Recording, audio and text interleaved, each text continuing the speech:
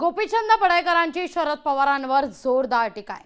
शरद पवार राज्यातील मिनी औरंगजेब असं ते म्हणतात। अहिल्यानगर नको, अहमदनगर पाहिजे या घोषणेवरून पडळकर हे आक्रमक झालेले आहेत। शरद पवार यांच्या दौऱ्यावेळी कार्यकर्त्यांनी जोरदार घोषणाबाजी दिलेल्या होत्या।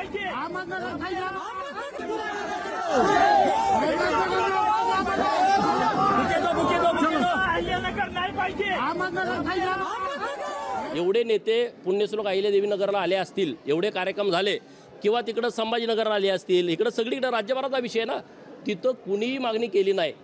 आज शरद पवार गेल्यानंतरच ते खऱ्या औरंग्याची पिल्लं का अशी मागणी करतायत।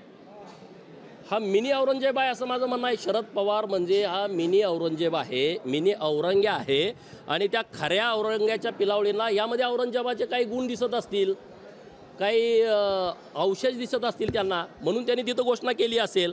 कारण धनगरांचं वाटोळं करायचं म्हटलं तर महाराष्ट्रातल्या शेंबड्या पोराला पण माहीत आहे याला परफेक्ट सोल्युशन काय, शरद पवार। लोकशाही मराठी ऐका, पहा, जागरूक रहा।